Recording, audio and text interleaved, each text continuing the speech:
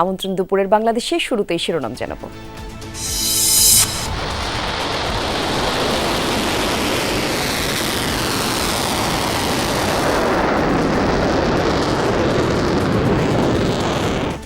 Israeli আকাশসীমার পূর্ণ নিয়ন্ত্রণের দাবি তেহরানের। প্রথমবারের মতো ছুড়েছে হাইপারসনিক মিসাইল। অর্ধশত যুদ্ধবিমান নিয়ে ইরান জুড়ে তেল আবিবের অভিযান।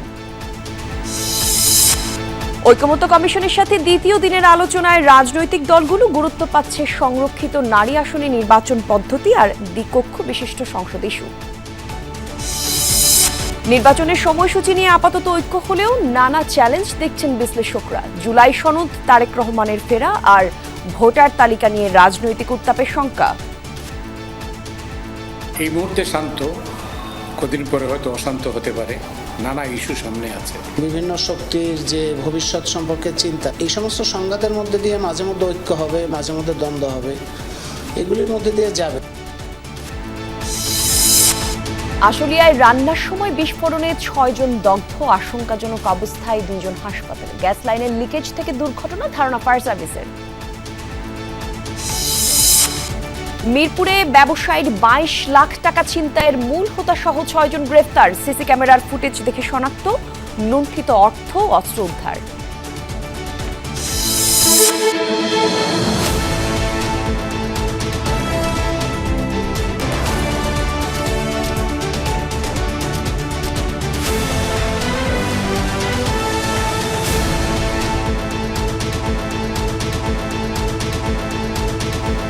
দেখছিলেন শিরোনামগুলো। এছাড়াও দেশ বিদেশের আরো খবর নিয়ে দুপুরের বাংলাদেশে আপনাদের সঙ্গে আমি জান্নাতুল কুলি থাকছি। ইসরায়েলি আকাশসীমার পূর্ণ নিয়ন্ত্রণ নিয়েছে ইরান। শক্তিশালী মিসাইল হামলায় ইসরায়েলের প্রতিরক্ষা বলয় ভেঙে ফেলার মধ্য দিয়ে এমন দাবি করেছে IRGC। এর আগে 24 ঘণ্টায় বিমান ঘাঁটি ইসরায়েলের বিভিন্ন স্থাপনা লক্ষ্য করে চলে 9 দফা মিসাইল হামলা। ইরান জুড়েও আগ্রাসী অভিযান অব্যাহত রেখেছে তেল আবিব। রাতভর অর্ধশতাধিক যুদ্ধ বিমান দিয়ে চলে অভিযান। টার্গেট করা হয়েছে ইরানের সেন্ট্রিফিউজ উৎপাদন স্থাপনায়। মানবাধিকার সংস্থাগুলো হিসেবে 6ষ্ঠ দিনের এই অভিযানে কমপক্ষে 585 ইরানির মৃত্যু হয়েছে। ইরানের আকাশসীমা পূর্ণ নিয়ন্ত্রণের দাবি করলেও দেশটির আকাশ প্রতিরক্ষা ব্যবস্থার কাছে এভাবেই ধরাশায়ী হতে দেখা গেছে একের পর এক ইসরায়েলি ক্ষেপণাস্ত্রকে। তেহরানের এয়ার ডিফেন্সের কাছে ক্রমাগত হার মানছে তেল আবিবের মিসাইল ড্রোন। মঙ্গলবার রাতভর 50টিরও বেশি যুদ্ধবিমান দিয়ে ইরানে হামলা চালায় ইসরায়েল। ধ্বংসের দাবি করা হয় বিভিন্ন সেন্ট্রিফিউজ উৎপাদন ব্যবস্থা, যা সরাসরি তেহরানের ইউরেনিয়াম সমৃদ্ধকরণ কর্মসূচির সাথে সংশ্লিষ্ট। প্রায় 200টি মিসাইল লঞ্চিং সাইট ধ্বংসের দাবি করেছে IDF। নতুনভাবে তেহরানের বিভিন্ন এলাকা থেকে বাসিন্দাদের সরে যাওয়ার নির্দেশ দেওয়া হয়েছে। কিছুক্ষণ আগেই ইরানের প্রাণকেন্দ্রে বড় পরিসরে হামলা চালিয়েছি আমরা। রাত 5 নামের যে কমান্ড সেন্টার থেকে বেশিরভাগ মিসাইল লঞ্চ করা হতো তা নির্মূল করা হয়েছে। 24 ঘণ্টা ইসরায়েলে 9 দফায় মিসাইল হামলা চালিয়েছে ইরান। টার্গেট করা হয়েছে উত্তরাঞ্চলীয় মেরন বিমান ঘাঁটি। মধ্য ইসরায়েলে ইরানের ক্ষেপণাস্ত্র হামলার পর বেশ কয়েকটি অগ্নিকাণ্ডের খবর পাওয়া গেছে। এছাড়াও নিয়মিত বিরতিতে তেল আবিব, হাইফা সহ বিভিন্ন এলাকা লক্ষ্য করে চালিয়েছে অভিযান। এরই মধ্যে ইসরায়েলি আকাশসীমার পূর্ণ নিয়ন্ত্রণ নেওয়ার দাবি করেছে IRGC। এখন পর্যন্ত পরিচালিত অভিযানগুলো কেবল একটি সতর্কবার্তা। শীঘ্রই আরো বড় অভিযান বাস্তবায়িত হবে। তেল আবিবের বাসিন্দাদের সরে যাওয়ার জন্য কঠোরভাবে সতর্ক করা হচ্ছে। নেতানিয়াহুর অবাস্তব আকাঙ্ক্ষার শিকার হবেন না। মানবাধিকার সংস্থাগুলোর হিসাবে ইসরায়েলের চলমান অভিযানে ইরানে প্রাণহানি ছাড়িয়েছে 500। অনিক রহমান, যমুনা নিউজ। চলমান সংঘাতে প্রথমবার ইসরায়েলি ভূখণ্ড লক্ষ্য করে হাইপারসনিক মিসাইল ছোড়ার দাবি করেছে ইরান। দেশটি জানিয়েছে নিজস্ব প্রযুক্তিতে তৈরি ফাতাহ ক্ষেপণাস্ত্র ছুড়েছে তারা। শুক্রবার থেকে শুরু হওয়া সংঘাতে এতদিন ব্যালিস্টিক মিসাইল হামলা চালিয়েছে দেশটি। এবারই প্রথম হাইপারসনিক ব্যালিস্টিক ক্ষেপণাস্ত্র ছোড়ার দাবি করল। IRGCর দাবি, তাদের ফাতাহ মিসাইল সফলভাবে ইসরায়েলের আকাশ প্রতিরক্ষা ব্যবস্থা ভেদ করেছে। ফাতাহ ইরানের তৈরি প্রথম হাইপারসনিক মিসাইল, যা 2023 সালে উন্মোচন করে দেশটি।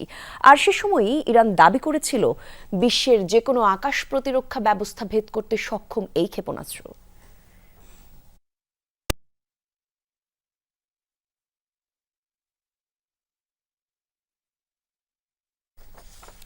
মৃত্যু পরোয়ানা মাথায় নিয়ে আপোষ না করার হুঁশিয়ারি দিলেন ইরানের সর্বোচ্চ নেতা আয়াতুল্লাহ আলী খামেনি। যুদ্ধ শুরু হলো বার্তা দিয়ে লড়াই চ্যালেঞ্জ জানিয়েছে ইসরায়েলের প্রতি। মার্কিন প্রেসিডেন্ট ডোনাল্ড ট্রাম্প আর ইসরায়েল সরকারের একের পর এক হুমকির জবাবে প্রথমবারের মতো মুখ খুললেন খামেনি। সিরিজ এক্স বার্তায় ইহুদি সাম্রাজ্যের বিরুদ্ধে যুদ্ধ জয়ের প্রত্যয় জানান তিনি।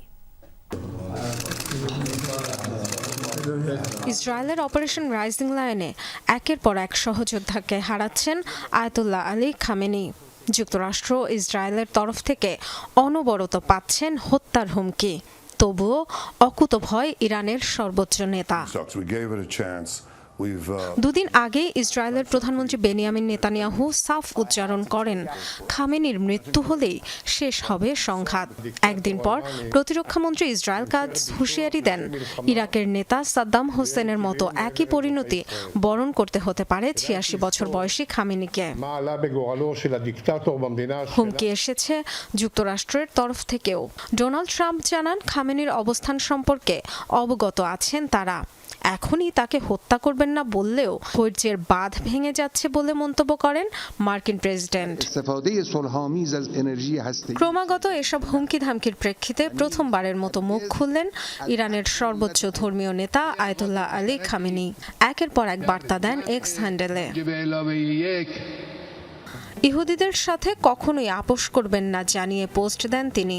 ইসরায়েলিদের কোনো ছাড় দেয়া হবে না বলেও জানান। আরেক পোস্টে মহানবী হযরত মুহাম্মদ সাল্লাল্লাহু আলাইহি সাল্লামের চাচাতো ভাই এবং ইসলামের চতুর্থ খলিফা হযরত আলী রাদিয়াল্লাহুকে স্মরণ করেন খামেনি। বলেন, সম্মানিত হায়দারের নামে যুদ্ধ শুরু হলো।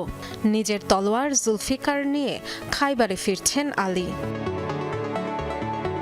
আরবে ইহুদিদের শক্ত অবস্থান ছিল খাইবারে।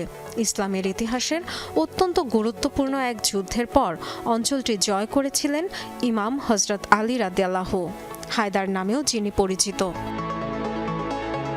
আরেক পোস্টে কুরআনের আয়াত তুলে ধরেন ইরানের সর্বোচ্চ নেতা। প্রত্যয় জানান, আল্লাহর ইচ্ছায় ইহুদি সাম্রাজ্যের বিরুদ্ধে জয়ী হবে Islamic republic. Dorothy Tasrin, Jamuna news. Iran Israel উত্তেজনার মাঝেই বাহরাইনের মার্কিন ঘাঁটি থেকে ছেড়ে গেছে পঞ্চম নৌবহরের সকল যুদ্ধজাহাজ। স্যাটেলাইট ইমেজ বিশ্লেষণ করে এমন তথ্য জানিয়েছে মার্কিন সংবাদ সংস্থা এপি। মঙ্গলবার তোলা ছবি যাচাই করে গণমাধ্যমটি জানিয়েছে, ঘাঁটির হেডকোয়ার্টারে আরও একটি যুদ্ধজাহাজ নোঙর করা নেই, খালি পড়ে আছে মেইন ডক। তবে বিস্তারিত কোনো কারণ জানানো হয়নি। সাধারণত যুদ্ধ উত্তেজনার মধ্যে সম্ভাব্য ক্ষয়ক্ষতি এড়াতে নোঙরকৃত নৌযান সরিয়ে মাঝ সমুদ্রে নেওয়া হয়। কদিন আগেই মধ্যপ্রাচ্যের সেনা উপস্থিতি বাড়ানো সহ নতুন বিমান বাহিনীর রণতরী মোতায়েনের ঘোষণা দেয় যুক্তরাষ্ট্র।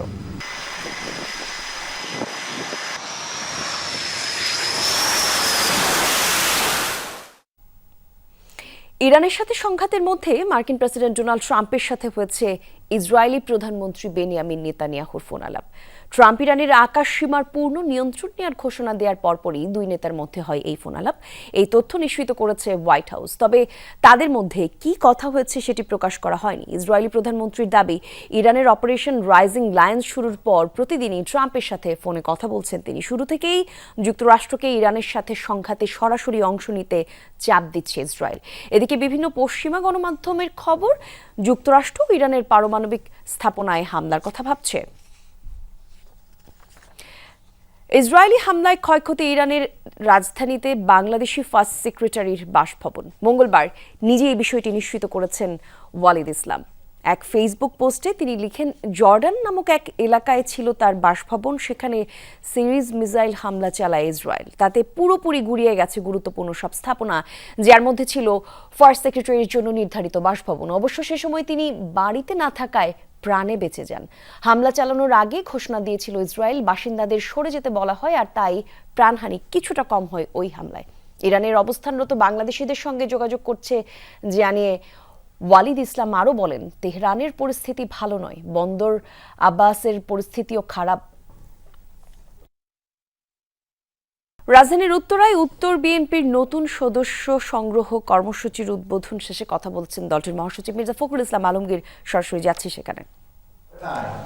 কখনো করে নাই, আওয়ামীও করে নাই, কিন্তু ভালো মানুষ, যোগ্যতা আছে, এলাকায় তার গ্রহণযোগ্যতা আছে, এই সব মানুষের কথা আমাদেরকে ভেবে দেখতে হবে।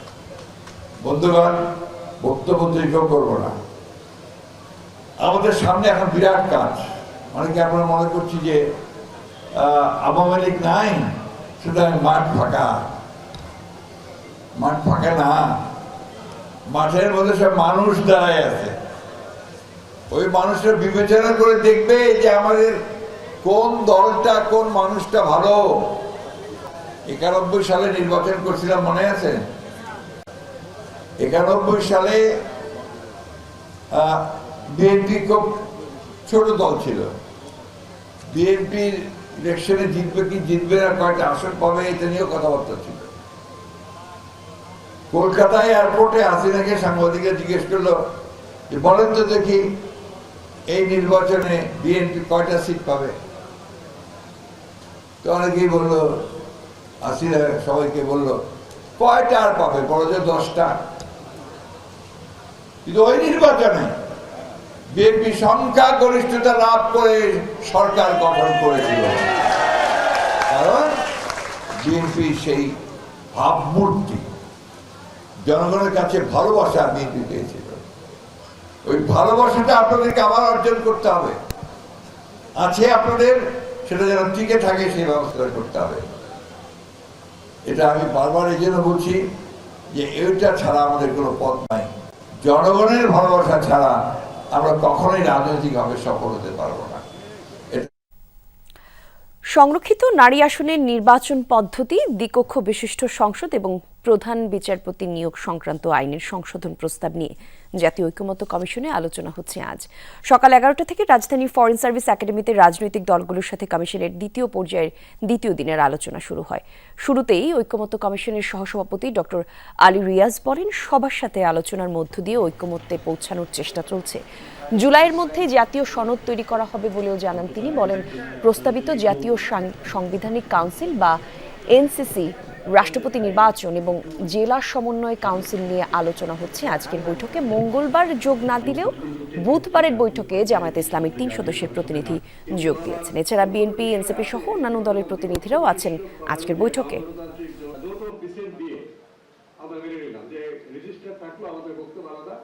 এখানে দুটো প্রস্তাব আছে, সেটা হচ্ছে যে ঘূর্ণায়মান পদ্ধতিতে স্থানীয় সমস্ত রকম স্থানীয় সরকারে 1/3 নারীদের জন্য নারীদের আসন উন্নীত করা, আরেকটি হচ্ছে ইউনিয়ন পরিষদের প্রতিটি ওয়ার্ডে একজন করে নারী সদস্য নির্বাচন।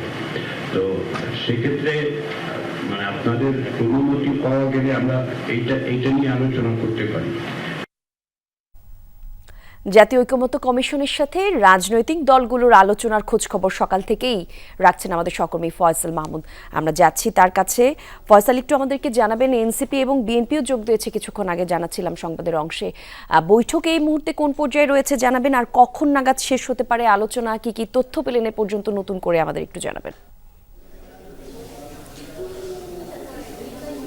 কলি, আজকে মূলত যে 3টি বিষয়ে আলোচনা হচ্ছে, তিনটাই কিন্তু সাংবিধানিক আলোচনায় বলা যায়, সাংবিধানিক সংস্কারের বিষয়ে মূলত আলোচনা হচ্ছে। সেখানে প্রথম যেটি রয়েছে সেটি হচ্ছে জাতীয় সাংবিধানিক কাউন্সিল, এরপরে কিন্তু রাষ্ট্রপতি নির্বাচন, তারপরেই জেলা সমন্বয়ক কাউন্সিল। এই 3টি বিষয় নির্ধারণ করা হয়েছে আজকের আলোচনার জন্য। তো সেখানেই কিন্তু শুরুতেই আমরা দেখেছি ঠিক 11টার পরপরই যখন আজকের দ্বিতীয় জাতীয় ঐকমত্য কমিশনের আলোচনার দ্বিতীয় দফার যে আজকের তৃতীয় দিনের যে আলোচনা, সেটি কিন্তু শুরু হয়েছে জাতীয় সাংবিধানিক কাউন্সিল গঠন বা এর সংস্কার প্রক্রিয়া নিয়েই মূলত আজকের সেই আলোচনাটি শুরু হয়েছে, যেটি এখন পর্যন্ত সে আলোচনা চলছে। সেখানে কিন্তু জামায়াত ইসলাম, বিএনপি, এনসিপি বা অন্যান্য যে সকল রাজনৈতিক দল, তারা প্রত্যেকেই কিন্তু তাদের যে সকল প্রতিনিধিরা রয়েছেন, তারা সেই সাংবিধানিক কাউন্সিল গঠনের ক্ষেত্রে বা সেই প্রক্রিয়া নিয়ে তারা কিন্তু সকলেই তাদের নিজস্ব যে সকল মতামত রয়েছে, এর ভালো কিংবা খারাপ দিক, সকল বিষয়ে তারা আসলে উপস্থাপন করছেন এবং সেগুলো নিয়ে পর্যালোচনা করছে। এর পরপরই মূলত রাষ্ট্রপতির নির্বাচন এবং জেলা সমন্বয় কাউন্সিল নিয়ে আলোচনা করা হবে। এখন পর্যন্ত সকাল থেকে শুরু হয়ে এখন পর্যন্ত কিন্তু আমরা দেখছি জাতীয় সাংবিধানিক কাউন্সিল সেই আলোচনাই চলছে এবং সেখানে বিএনপি তাদের মত তুলে ধরেছেন, জামাত তাদের মত তুলে ধরেছেন এবং হয়তো দুপুর নাগাদ বা দুপুরের পরপর বাকি যে দুটি আলোচনার বিষয় রয়েছে সেগুলো নিয়ে আলোচনা হবে। এর পাশাপাশি গতকালকের যে কয়েকটি পয়েন্টে সকল রাজনৈতিক দল ঐক্যমতে পৌঁছাতে পারেননি, সেই সকল বিষয় যেমন 100 আসন নারীদের জন্য সংরক্ষিত 100 আসন, এর পাশাপাশি দ্বিকক্ষ বিশিষ্ট সংসদ, সেই বিষয়েও আলোচনা হবে। কলি, ধন্যবাদ আপনাকে ফয়সাল। ফেব্রুয়ারিতে নির্বাচন নিয়ে আপাতত ঐক্য হয়েছে, কিন্তু সংকট কি কেটে গেছে? রাজনৈতিক বিশ্লেষকরা বলছেন সামনে জুলাই সনদ, তারেক রহমানের ফেরা, ইসির তফসিল এবং ভোটার তালিকা নিয়ে রাজনীতি উত্তপ্ত হতে পারে। তারা বলছেন কিছু শক্তি নির্বাচন চায় না, আবার আওয়ামী লীগও সক্রিয় হতে পারে। তবে বর্তমান পরিস্থিতি অব্যাহত থাকলে নির্বাচন বাধাগ্রস্ত হবে না। আলমগীর স্বপনের রিপোর্ট। নির্বাচন নিয়ে অন্তর্বর্তী সরকার বিএনপির বিপরীতমুখী অবস্থানে ঐক্য হয়েছে তারেক ইউনূসের লন্ডন বৈঠকে। যদিও ফেব্রুয়ারিতে নির্বাচনের ক্ষেত্রে ছিল বিচার ও সংস্কারে পর্যাপ্ত অগ্রগতির শর্ত, তবে রাজনৈতিক বিশ্লেষকরা মনে করেন ঘোষিত টাইমলাইন অনুযায়ী নির্বাচনের বিকল্প আর নেই সরকারের কাছে। তারা একটা যদি কিন্তু রেখেছে নিজেদের হাতে কিছু রাখার জন্য, কিন্তু নির্বাচন তো একটা ওই সময়ের পরে তার নির্বাচন করার সময় নাই। আসলে কারো পক্ষে নির্বাচনকে উপেক্ষা করা বা নির্বাচন না করে পার হয়ে যাওয়া, এরকম এটা আমি মনে করি না যে বাংলাদেশে এখন সম্ভব। এইটা ঠিক, রাজনীতি যে চলমান প্রক্রিয়া এখন যেভাবে চলছে তাতে একটা পরিবর্তনের দিকে যাচ্ছে। এই পরিবর্তন ধরে রাখতে হলে বা রাখা সম্ভব হলে নির্বাচনটা হয়তো হয়ে যাবে। আবার নির্বাচন বিরোধী শক্তিও কিন্তু আছে। নির্বাচনের সময়সূচি নিয়ে আপাতত ঐক্য হলেও সামনে নানা চ্যালেঞ্জ দেখছেন তারা। এই মুহূর্তে শান্ত, কদিন পরে হয়তো অশান্ত হতে পারে। নানা ইস্যু সামনে আছে, বিশেষ করে জুলাই সনদকে কেন্দ্র করে রাজনীতি আবার মোড় ঘুরতে পারে। আরেকটা হচ্ছে যে নির্বাচন যদি ফেব্রুয়ারিতে হয় তো সরকার কখন নির্বাচন, বিশেষ করে নির্বাচন কমিশন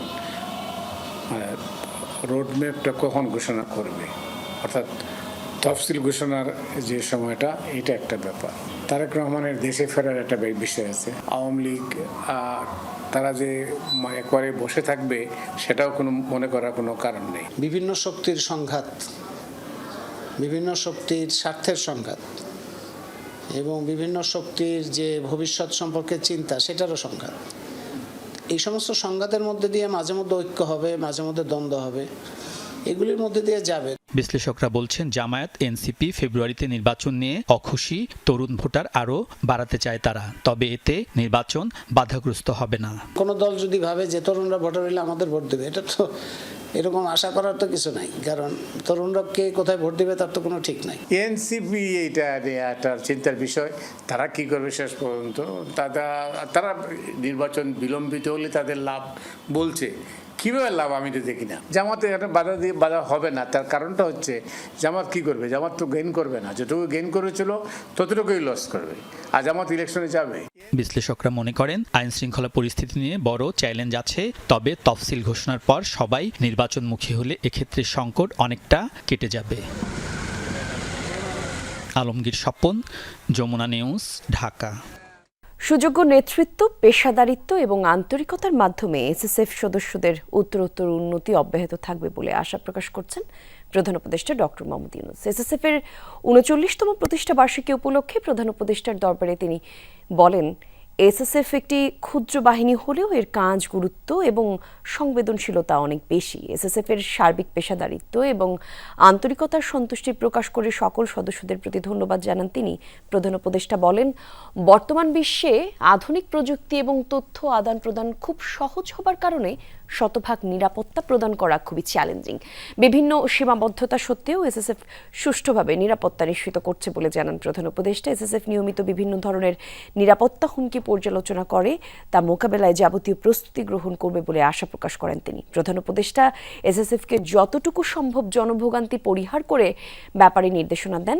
এসএসএফকে সকল সহযোগী বাহিনী এবং সংস্থার সাথে সুসম্পর্ক বজায় রেখে এবং নিবিড় যোগাযোগ ও সমন্বয়ের মাধ্যমে দায়িত্ব পালনের আহ্বান জানান প্রধান উপদেষ্টা। আরো বেগবান ও কার্যকরী করার লক্ষ্যে অত্যাধুনিক অস্ত্র সরঞ্জামাদির ব্যবহার ও দেশে বিদেশে উন্নত প্রশিক্ষণ গ্রহণের মাধ্যমে প্রতিটি সদস্যের সক্ষমতা বৃদ্ধির প্রক্রিয়া অব্যাহত রয়েছে। খুব শীঘ্রই এসএসএফ তাদের 12 বছরের পুরাতন বিএইচএফ রেডিও কমিউনিকেশন সিস্টেম পরিবর্তন করে সর্বশেষ মডেলের ইউএইচএফ রেডিও কমিউনিকেশন সিস্টেম সংযোজন করবে। গায়েবী মামলা দিয়ে যারা নির্যাতন করেছে আইন শৃঙ্খলা বাহিনীর সেই সদস্যদেরকেও আইনের আওতায় আনার দাবি জানিয়েছেন বিএনপির সিনিয়র যুগ্ম মহাসচিব রিজভী আহমেদ। সকালে নরসিংদীর জেলা বিএনপির নবগঠিত আহ্বায়ক কমিটির নেতৃবৃন্দকে সঙ্গে নিয়ে দলের প্রতিষ্ঠাতা জিয়াউর রহমানের সমাধিতে শ্রদ্ধা জানান তিনি। পরে সাংবাদিকদের বলেন, এখনো গণতন্ত্রকে শক্তিশালী করার সংগ্রাম শেষ হয়নি। নির্বাচন নিয়ে সরকারের দেয়া প্রতিশ্রুতি দ্রুত বাস্তবায়ন হবে বলে আশা প্রকাশ করেন তিনি। বলেন, অন্তর্বর্তী সরকারের নিরপেক্ষতা নিয়ে কারো প্রশ্ন থাকলে তা আলাপ আলোচনা করে সমাধান করতে হবে।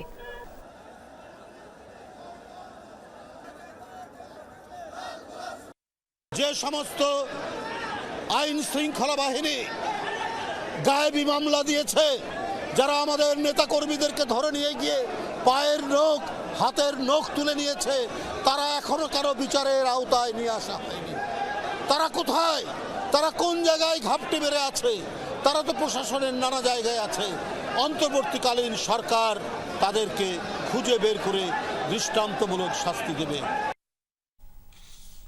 সাবেক আইনমন্ত্রী আনিসুল হককে নতুন এক হত্যা মামলায় 5 দিনের রিমান্ড দিয়েছেন আদালত। বৈষম্য বিরোধী আন্দোলনে শাহবাগ থানায় মনির হত্যা মামলায় তার 10 দিনের রিমান্ড আবেদন করে পুলিশ, যার পরিপ্রেক্ষিতে এই আদেশ দেন ঢাকার সিএমএম আদালত। এছাড়া পল্টন থানার সাইমন হত্যা মামলায় সাবেক মন্ত্রী ইঞ্জিনিয়ার মোশাররফ হোসেনকে 3 দিনের রিমান্ডে পাঠানো হয়েছে। 2023 সালে বিএনপির মহাসমাবেশে দুর্বৃত্তের হামলায় নিহত হন গণ অধিকার পরিষদের কর্মী সাইমন। এদিকে অ্যাডভোকেট তুরিন আফরোজকে উত্তরা পশ্চিম থানায় আরাফাত হত্যা মামলায় গ্রেফতার দেখানো হয়েছে। নারায়ণগঞ্জে একটি হত্যা মামলায় সাবেক সিটি মেয়র সেলিনা হায়াত আইভীকে জিজ্ঞাসাবাদের জন্য 2 দিনের রিমান্ড দিয়েছেন আদালত। সিদ্ধিরগঞ্জ থানার সজল হত্যা মামলায় তাকে রিমান্ড দেওয়া হয়েছে। সকালে জেলার সিনিয়র জুডিশিয়াল ম্যাজিস্ট্রেট মাইনুদ্দিন কাদিরের আদালতে আইভীর 7 দিনের রিমান্ড চেয়ে হাজির করা হয়। একই আদালতে ফতুল্লার সাইদ হত্যা মামলাতেও শোন অ্যারেস্ট দেখায় পুলিশ। শুনানি শেষে আদালত 2 দিনের রিমান্ড মঞ্জুর করেন। গত 9 মে সেলিনা হায়াত আইভীকে নিজ বাড়ি থেকে গ্রেফতার করা হয়। আইভীর বিরুদ্ধে সিদ্ধিরগঞ্জ থানায় 4টি এবং ফতুল্লা থানায় 1টি মামলা রয়েছে, যার 3টি হত্যা মামলা।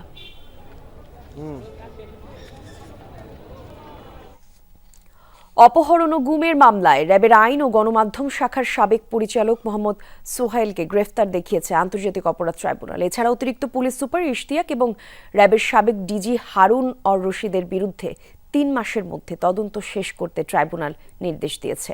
বুধবার প্রসিকিউশনের আবেদনের পর বিচারপতি মোহাম্মদ গোলাম মর্তুজা মজুমদারের নেতৃত্বাধীন 3 সদস্যের ট্রাইব্যুনাল এই আদেশ দেন। 2012 সালে ধানমন্ডি থেকে ছাত্র শিবিরের নেতা গোলাম মর্তুজা নিহিমকে অপহরণ এবং পরে 47 দিন গুমের মামলায় গ্রেফতার করেন সাবেক আলোচিত র্যাব কর্মকর্তা মোহাম্মদ সোহাইল। প্রসিকিউশন টিম জানিয়েছে, জুলাই আন্দোলন চলাকালে ঢাকার বিভিন্ন স্থানে ড্রোন উড়িয়ে ছাত্র জনতার অবস্থান নির্ণয় করে সেই তথ্য র্যাব, পুলিশ এবং আওয়ামী লীগ ক্যাডারদের দিতেন পুলিশ সুপার ইশতিয়াক। আগামী 15 সেপ্টেম্বর পরবর্তী শুনানি নির্ধারণ করে ইশতিয়াক এবং র্যাবের সাবেক ডিজি হারুনুর রশিদের বিরুদ্ধে 3 মাসের মধ্যে তদন্ত শেষের নির্দেশ দিয়েছেন ট্রাইব্যুনাল। মিরপুর এলাকায় গণহত্যার মামলায় অতিরিক্ত পুলিশ সুপার এস.এম. মাইনুলের সাথে আসামি করা হয়েছে সাবেক শিল্প প্রতিমন্ত্রী কামাল আহমেদ মজুমদারকেও আগামী 15 সেপ্টেম্বর তাকে ট্রাইব্যুনালে হাজির করতে বলা হয়েছে। গুলশানের হলি আর্টিজান বেকারিতে প্রায় 9 বছর আগে নৃশংস হত্যাযজ্ঞের ঘটনায় করা মামলায় 7 জনকে আমৃত্যু কারাদণ্ড এবং অর্থদণ্ড দিয়ে পূর্ণাঙ্গ রায় প্রকাশ করল হাইকোর্ট। মঙ্গলবার 229 পৃষ্ঠার পূর্ণাঙ্গ রায়টি সুপ্রিম কোর্টের ওয়েবসাইটে প্রকাশ করা হয়েছে। এই মামলায় বিচারিক আদালতের 6 বছর আগে দেয়া রায়ে 7 আসামিকে মৃত্যুদণ্ডাদেশ দেওয়া হয়েছিল। পূর্ণাঙ্গ রায়ে আদালত বলছেন, আলোচ্য হত্যাকাণ্ডের নির্মমতা, নৃশংসতা এবং সন্ত্রাসীদের নিষ্ঠুরতার কারণে বহির্বিশ্বে ক্ষুণ্ণ হয়েছে বাংলাদেশের ভাবমূর্তি। আমৃত্যু কারাদণ্ডপ্রাপ্ত 7 আসামি হলেন রাকিবুল হাসান ওরফে রিগান, মোহাম্মদ জাহাঙ্গীর হোসেন ওরফে রাজীব গান্ধী, আসলাম হোসেন হাদিসুর রহমান, আব্দুস সব্বুর খান ওরফে সোহেল মাহফুজ, মামুনুর রশিদ ওরফে রিপন, শরীফুল ইসলাম খালেদ। বৈরী আবহাওয়ার মাঝেই চাঁপাইনবাবগঞ্জের শিবগঞ্জে 20 জনকে পোষণ করেছে বিএসএফ। 53 বিজিবি ব্যাটালিয়ন জানিয়েছে, ভোরে সীমান্ত এলাকায় বৃষ্টি হচ্ছিল। এর মাঝে মাসুদপুর সীমান্ত দিয়ে 20 জনকে পোষণ করে ভারতীয় সীমান্তরক্ষী বাহিনী। তাদের মধ্যে 10 শিশু রয়েছে। সবাইকে হেফাজতে নিয়েছে বিজিবি। তাদের পরিচয় শনাক্তে জিজ্ঞাসাবাদ চলছে। পরে শিবগঞ্জ থানা পুলিশের কাছে হস্তান্তর করা হবে পোষণ করা সবাইকে।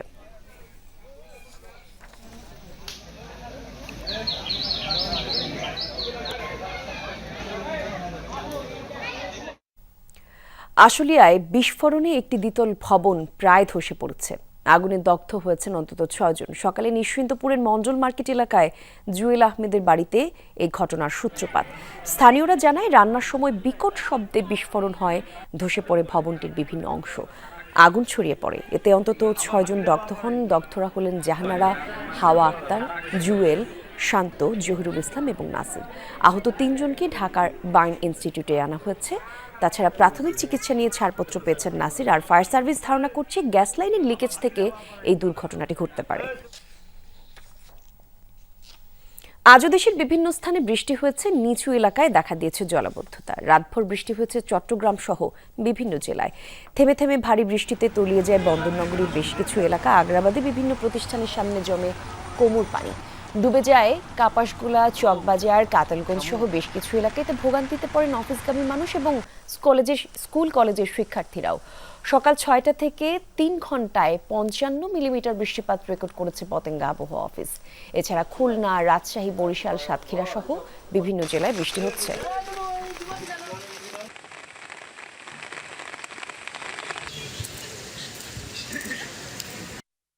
পরিমাণ পানি হয়ে যায়, অনেক সমস্যা হয়, আমাদের গাড়ি বন্ধ হয়ে যায়, গাড়ি সহায়তা অনেক সমস্যা হয়। এইখানে একটা শিক্ষা প্রতিষ্ঠান, সেখান যদি রাস্তাঘাটে উন্নয়ন না করা হয় শিক্ষার্থীদের কষ্ট হবে, এটা তো বোঝার দরকার। প্রত্যেকটা বছরে এরকম প্রত্যেকটা স্টুডেন্টের কষ্ট বের হচ্ছে। বৃষ্টি তো এখনো পুরো শুরু হয় নাই, যখন বৃষ্টিটা পুরোটা শুরু হবে তখন দেখবেন যে অবস্থা আরো খারাপ হয়ে গেছে। কক্সবাজারে হত্যাসহ 7 মামলায় সাবেক সংসদ সদস্য জাফর আলমের 18 দিনের রিমান্ড মঞ্জুর করেছেন আদালত। সকালে চকরিয়া জুডিশিয়াল ম্যাজিস্ট্রেট আদালতের সিনিয়র ম্যাজিস্ট্রেট আনোয়ারুল কবির তার রিমান্ড মঞ্জুর করেন। এপিপি জানায় জাফর আলমের বিরুদ্ধে 7টি মামলা রয়েছে।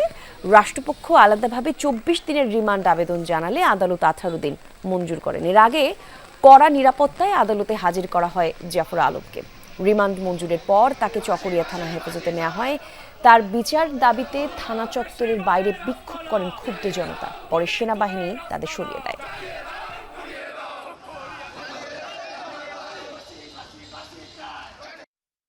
মামলার তদন্তকারী কর্মকর্তাগণের বক্তব্য এবং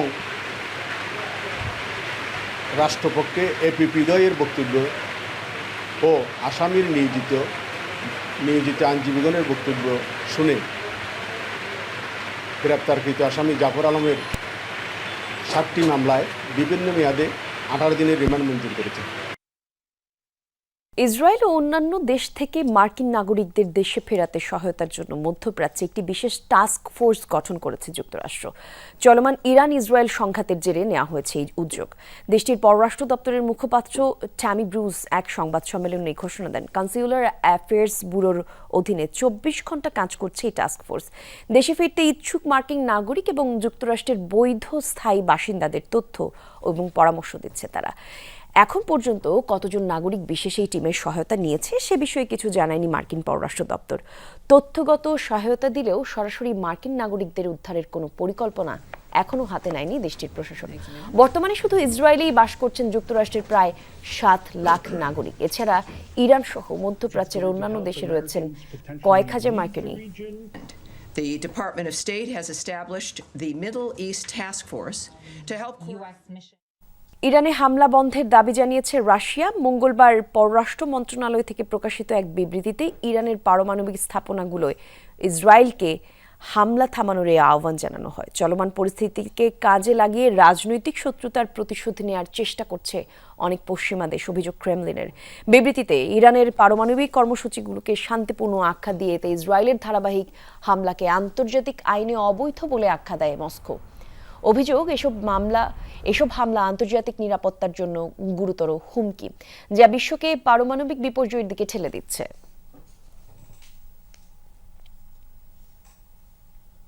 ইরানে ইসরায়েলি হামলার কঠোর নিন্দা জানিয়েছে লেবানন সশস্ত্র গোষ্ঠী হিজবুল্লাহ।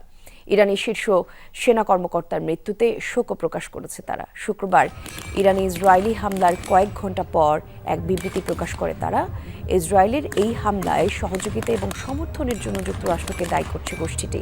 তারা বলে এই আক্রমণ ইরানকে দুর্বল নয় বরং আরও শক্তিশালী করবে। ইরানের প্রতি হিজবুল্লাহর পূর্ণ সমর্থন থাকবে। আপাতত সরাসরি সামরিক হস্তক্ষেপের কোনো ইঙ্গিত দেয়নি তারা। অন্যদিকে সংঘাতে না জড়াতে গোষ্ঠীটির প্রতি আহ্বান জানিয়েছে লেবাননের প্রেসিডেন্ট জোসেফ আউন এবং প্রধানমন্ত্রী নওয়াফ সালাম। কারণ অর্থনৈতিক সংকট কাটিয়ে ওঠার এই মুহূর্তে যে কোনো সংঘাতই ছোট এবং বড় দেশের জন্য ক্ষতিকর বলে মনে করছেন তারা।